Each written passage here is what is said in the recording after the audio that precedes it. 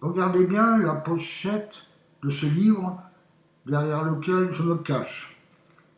Je vais vous expliquer pourquoi je vous montre cette pochette.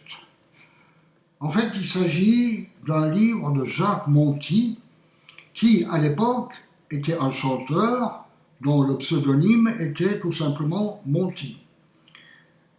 Il était aussi emballé de foot et il a écrit ce livre récemment. Seulement, il se trouve que si je vous en parle, c'est parce que en 1964, je l'avais connu lors d'une tournée avec Claude François. Que dire? Il s'est passé une affaire pas très drôle, c'est que Claude François nous a gentiment, si c'est le mot, viré avec mon père sur une route alors qu'il était fou de colère. Et justement, je découvre récemment, parce que maintenant nous sommes le 18 juillet 2018, et je viens d'apprendre que Monti avait écrit un livre, et j'ai été curieux de le prendre parce que je me demandais ce qu'il y racontait, parce qu'on m'a dit qu'il parlait aussi de moi. Alors, je l'ai pris et je vais vous lire un passage qui est très parlant par rapport... Enfin, écoutez toujours. Il faut juste que je mette mes lunettes parce que j'ai des petits problèmes de vue. Voilà donc ce qu'écrit Monti. Peu de temps après, Pascal Krug, alias le Petit Prince, quitta subitement la tournée. Pas du tout par manque de succès, tout le monde connaissait par cœur C'est bien joli d'être copain, avec ses grands yeux écarquillés, sa spontanéité, sa fraîcheur enfantine et sa voix cristalline, il faisait l'admiration des familles, plus particulièrement de toutes les mères. Elles auraient tellement voulu l'avoir pour gosse. Pas intimidé pour dessous, il s'accompagnait à la guitare et Claude François en avait fait son faire-valoir.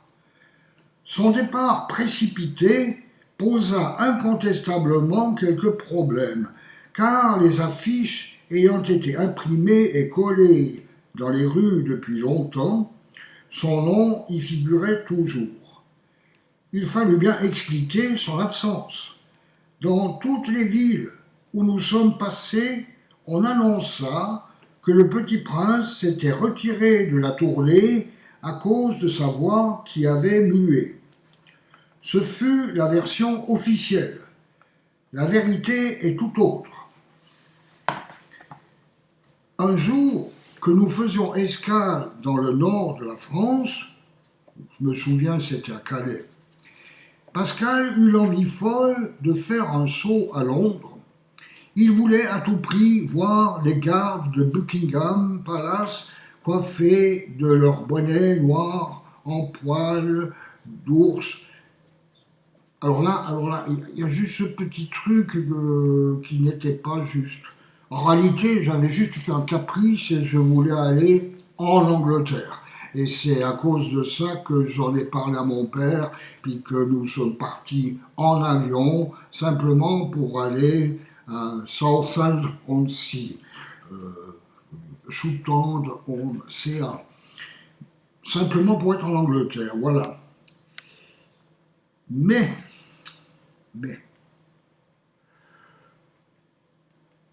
Pascal prit donc l'avion avec son père pour traverser la Manche, et si l'aller se passa sans tracas, il n'en fut pas de même pour le retour. Le vol fut annulé pour cause de temps exécrable et le Petit Prince manqua le gala. Claude piqua une colère épouvantable en voyant tout valser.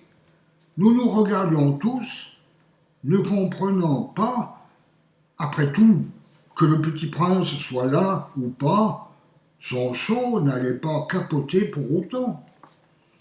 Il était à un tel point furibard que même Lederman, c'était l'impresario, n'arrivait pas à le raisonner. C'était la première fois que je voyais Claude se mettre dans un tel état. Alors entre nous soit dit, c'est pas ce qui est écrit. Mais quand j'ai vu les colères qui pouvaient piquer, je me dis que si Monty l'a vu encore dans un état pire à la limite, heureusement que moi je n'étais pas là, parce que alors là, ça, ce n'était pas rien. Alors, ce ne fut pas la dernière. Bon ben bravo. Les jours qui suivirent, il resta sous pression, montrant ouvertement qu'il n'avait pas digéré ce contretemps. Or, par malheur, le petit prince, son père et Lederman faisaient tous les trajets dans sa voiture, ce qui restait certainement pas pour arranger les choses. Toujours est-il que, en fin de matinée, ils partirent à 4, mais n'arrivèrent qu'à 2 à destination. Après une sérieuse prise de bec, Claude avait débarqué le père et le fils au beau milieu de la route.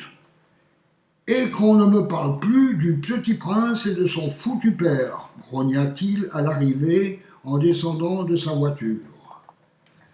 Plus tard, le petit prince raconta qu'avec son père, ils avaient dû faire du stop jusqu'au lendemain matin pour rejoindre leur domicile en Suisse, n'ayant ni valise ni argent. À l'époque, tout le monde s'est bien gardé de divulguer cette histoire.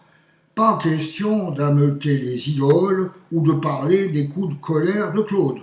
Les journalistes se contentaient d'écrire qu'il était très exigeant. Voilà. C'est vrai que j'apprécie et je remercie Monty parce que c'est la première fois que je vois une version correcte de ce qui s'est passé.